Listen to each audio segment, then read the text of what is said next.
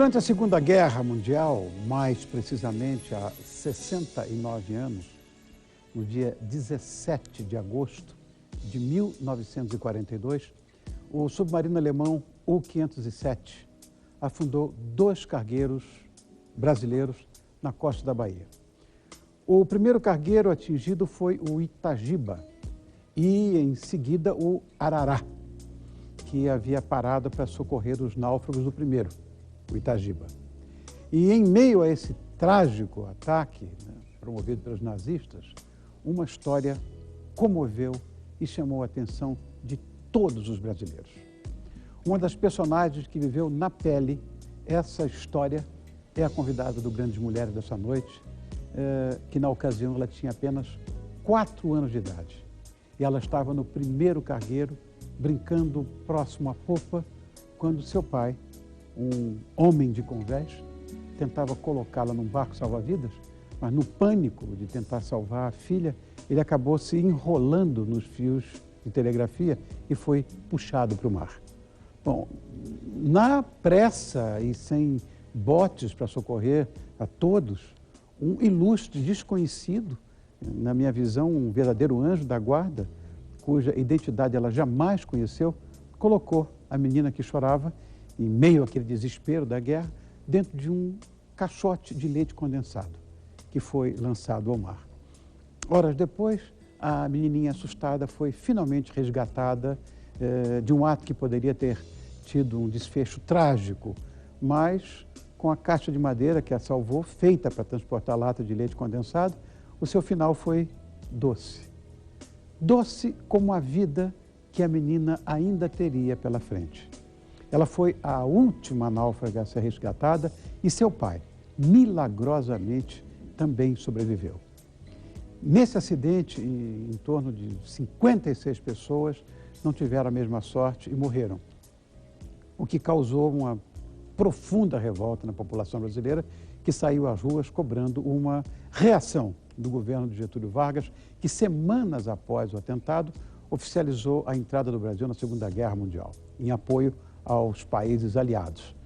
Agora, para a gente conhecer um pouco mais dessa história e principalmente dessa personagem, nós vamos buscar diretamente de Maceió essa sobrevivente que exatamente 69 anos depois está aqui no Grandes Mulheres para contar suas lembranças mais remotas.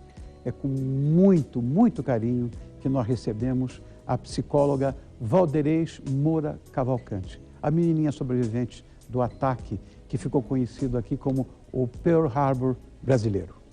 Obrigado por ter vindo, Valderez, tão bonitinha. Não se levante. Uma alegria tê-la aqui, viu, querida? Eu que agradeço. Os agradecimentos ficam por minha conta. Bom, vamos começar com as perguntas mais básicas, né? O que você estava fazendo naquele cargueiro? O que você estava a bordo? É que eu e meu pai éramos assim, muito amigos, muito unidos, que eu nasci no dia do aniversário dele. E daí ele achava que eu era um presente de Deus para ele.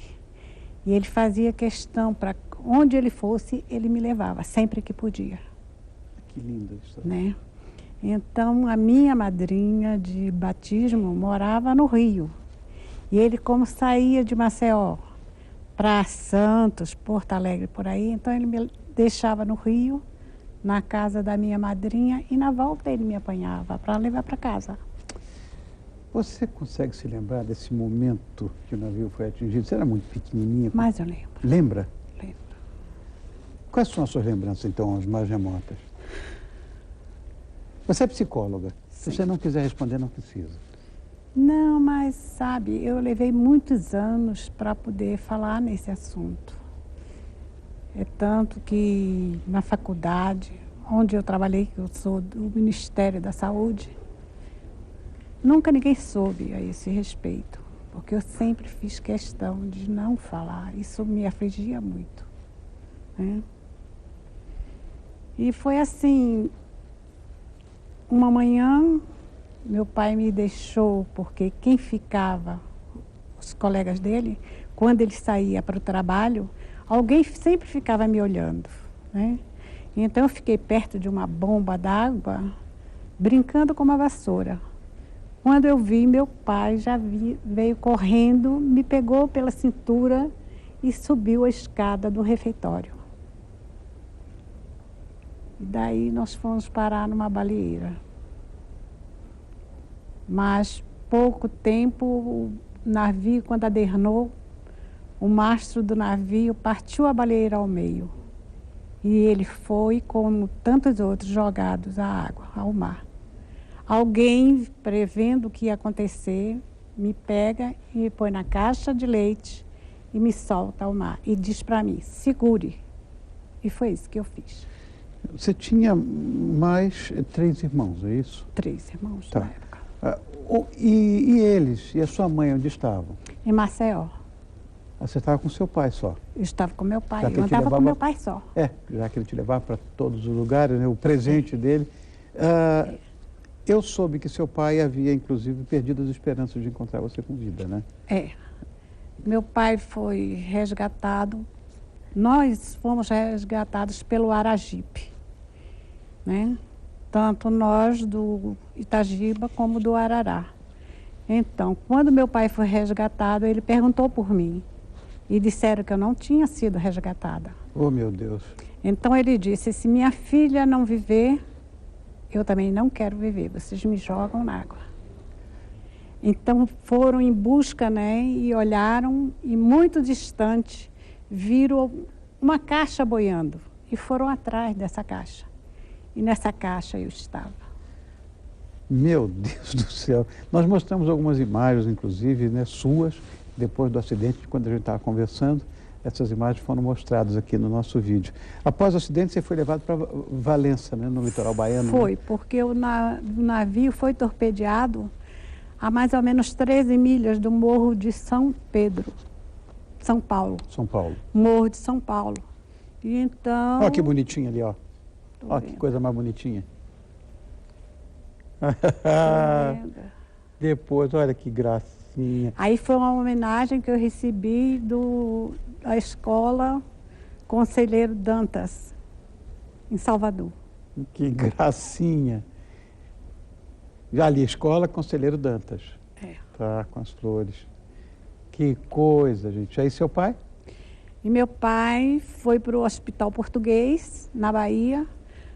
Só que eu brincando na casa do prefeito, né? Porque eram muitos sobreviventes e muitos mortos, sempre alguém recolhia. Eu soube, ele chamava-se Admar Braga Guimarães. E eu fui para a casa do prefeito. Lá tinha uma escada de madeira imensa. E nessas minhas brincadeiras eu caí e quebrei o braço. Ele sobreviveu, mas quebrou do braço. Quebrei o braço. Então me levaram para o Hospital Português. Foi onde eu reencontrei meu pai. Ah, foi lá? Foi lá onde eu reencontrei meu pai. coisa. E para mim foi muito bom. Agora, em sua opinião, esse atentado foi de fato o motivo, como todo mundo fala, para o Brasil entrar na Segunda Guerra Mundial, ou há controvérsias? Eu acho que existe controvérsias. Eu também. Eu também. Porque numa guerra existe ganhos imediatos e ganhos tardios. Exato. Né? Os interesses são sempre outros. Sim. Se não são territoriais, são financeiros. Não resta dúvida. Agora, na época, o presidente do Brasil era o Getúlio, né? Você chegou a ter algum contato com ele, não? Cheguei sim. Um encontro no Palácio do Catete, Lá no Rio de Janeiro, no Rio de Janeiro. que era a sede do governo do Rio de Janeiro. Depois do acidente, uma pergunta até boba. Você aprendeu a nadar? Não. Até hoje não sabe nadar? Não, eu tenho muito medo de água. Ah, bom, lógico, um trauma desse eu ficaria Eu também. tenho muito medo de água. Chegou a voltar lá no lugar do naufrágio? Não? Eu tinha vontade de voltar, Rony, sabe? Porque ali, não sei, a minha história começa ali, eu acho. A sua vida começou ali, né? É a minha história, né? Sem A minha dúvida, vida, sem dúvida. né? Começa ali. E E eu gostaria de voltar. Mas é tão simples. Os navios foram resgatados, não? Não, o Itagiba continua lá, a 200 metros de profundidade. Ah, não, aí é complicado tirar. Continua lá. Me parece que você acabou optando pela psicologia, né? Sim. Eu não sei se essa sua escolha profissional, acadêmica, tem alguma coisa a ver com o atentado, com esse acidente, porque você, como psicóloga, melhor impossível para responder essa história. Olha, foi um curso que me beneficiou muito, porque eu trabalhei muito em cima disso. E hoje eu consigo falar, né? Que antes eu não conseguia falar no assunto. Chorava. Deve ter sido uma coisa pavorosa. Eu vou dizer, com 4 aninhos de idade, meu Deus do céu. E ele estava tão alegrinha lá no Hospital Português, eu vi, com seu pai na cama, tão alegrinha. Mas meu pai era tudo, Rony. Bom, depois desse acontecimento aí, como é que foi a sua vida? Normal? Porque ali tinha uma menininha sorridente. Ali eu estava, mas éramos 2 crianças nesse naufrágio. Eu e a Vera Canto, Vera Beatriz Canto, que era a filha do capitão que levava uma tropa para Recife, para de lá e para Natal, onde o Brasil tinha uma base, né? Uma base aérea. Uma base aérea para ajudar o americano, não é isso? Aí eu não entendo porque um Brasil é neutra, um país é neutra, se ajuda um país que está em guerra, sabe? Aí ficou a minha... Complexa a história. Olha lá, eu e ela hoje, depois de 69 anos, nós nos reencontramos as duas em menininhas. fevereiro. Foi em fevereiro agora? Foi em fevereiro agora que nós nos reencontramos. Mas antes não tinham se visto mais? Não, a gente não sabia notícias uma da outra. Ai, que coisa. Ela mora onde? Ela mora no Rio, na Praça Seca, Sim. E eu moro em Maceió. Oh, Deus meu. Mas parece que você acabou, quer dizer, durante muito tempo você não... Você sabe por que você não tocava nesse assunto? Sendo psicóloga, você conseguiu detectar o porquê disso? Eu insisto, aquela menininha tão sorridente não parecia traumatizada. Essa coisa veio depois. Não sei te dizer, mas eu acho que ali eu estava feliz porque tinha encontrado meu pai, sabe? Ali a minha felicidade talvez fosse essa. Bom, em relação aos outros sobreviventes, no caso, por exemplo, dessa sua amiga Vera Beatriz do Canto. Você teve algum tipo de contato com outros sobreviventes? Tive sim. Tem 2, inclusive, que estão sepultados em Maceió, né? Teve um aqui no Rio. Tive sim. Bom, se você não tivesse nesse cargueiro há 69 anos, com toda certeza a sua vida teria sido muito diferente, né, Valdemir? Talvez eu não tivesse, assim, traumas, né? Ficaram traumas, são coisas que você não esquece, criança não esquece, né? Talvez não tivessem ficado. E era assim, qualquer coisa que alguém me dissesse não, para mim era uma ameaça, como aquela ameaça daquele dia, como o som daquele apito alucinante e aquela fumaça terrível.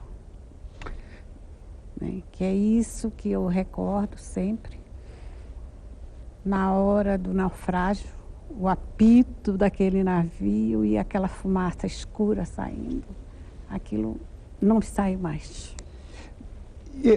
Engraçado, eu não pensei nessa parte, mas eu pensei, você à deriva no mar, você parece que 10 horas, né?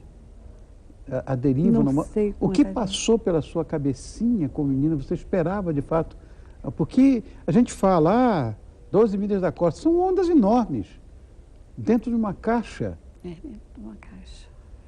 Passava o que na sua cabeça? Eu não sei te dizer.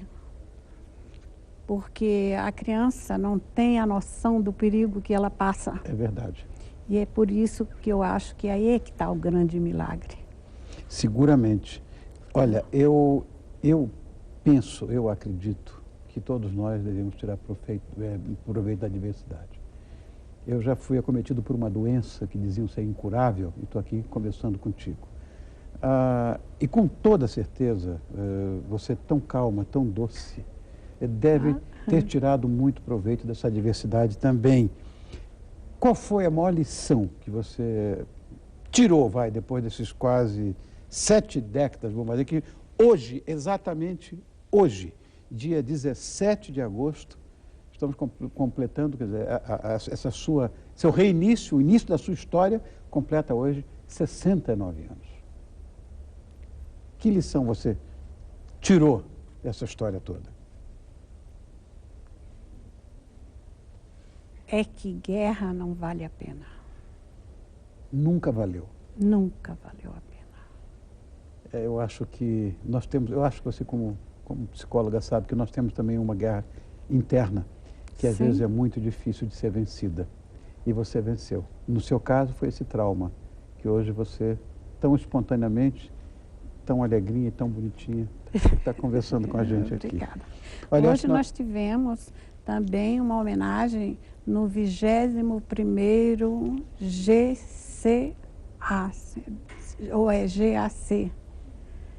Grupo de Artilharia da Costa, se não me engano, no Rio de Janeiro, em Niterói. Em Niterói, É em Niterói. Então, hoje também foi uma homenagem às 10 horas da manhã. Você estava lá? Não pude, que eu tinha esse compromisso tinha esse comigo. compromisso com você. Querida, muito obrigado. Mas a Vera esteve lá. O seu Dálvaro, que é o presidente dos ex-combatentes, né, que é do Exército, ele também estava lá hoje. E, por sinal, foi ele. Uma lembrança. Aliás, é uma coisa bem singela da Leite Moça em recordação a essa marca que salvou você deste naufrágio. Olha que bonitinho esse pinho aqui. Tá vendo? Do Leite Moça. Que bonitinho. Que é aqui, que eles mandaram para você, da Nestlé.